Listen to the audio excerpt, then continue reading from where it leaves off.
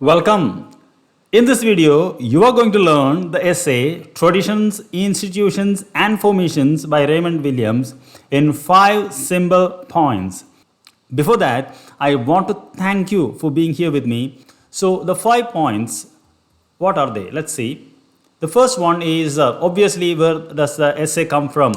This essay forms a part of the book Marxism and Literature, published in 1977, and the book is divided into 3 parts: basic concept, cultural theory, and literary theory. And the essay is the 7th one from the part 2 of cultural theory.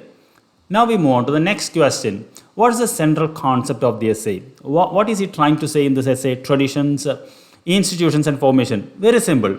He wants to study hegemony, the organic process of domination. If you don't know hegemony, please Google it. By 3 cultural aspects of society. There are 3 cultural aspects of society. One is traditions, second one is institutions, third one is formation. And how these 3 support the hegemony, that is the domination of a few in a society without any pressure. So the first point obviously is, what is tradition, or who benefited from tradition?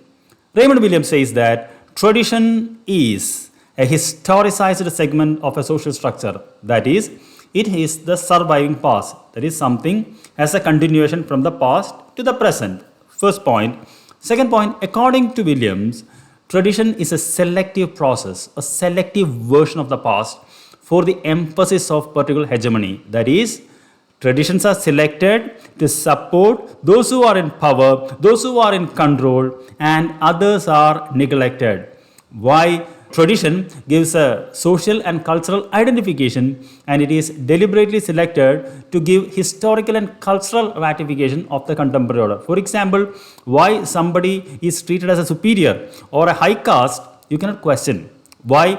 We say that it is like that from the past, so we are just continuing a tradition. So that is what is questioned. And finally, if somebody is trying to bring the counter traditions, it was not like that. That will be neglected as out of date and nostalgic. So, in short, what Raymond Williams is trying to say is that what we call traditions, how traditions are formed, is very simple. It is a selective past only to give advantage to a few for those who are in power, those who can control the social order without any challenge from others. Second one is, what do we mean by, what are the institutions those keeps the tradition? So in order to keep the past, we need some institutions. And he says there are 3 types of institutions: cultural, political, and economic. And what are the cultural institutions? They are the families, institutions, language, which we experience directly. So he says that to help a living tradition, there is a process which he calls socialization.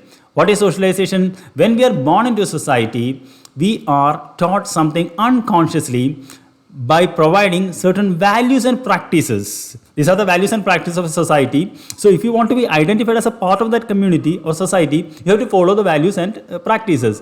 It is done through churches, and even the education, he says, it's a highly selective process to control those who are in power. So ultimately, these institutions together, whether they are cultural, political, or economic, wanted to maintain a class order without any pressure of the society.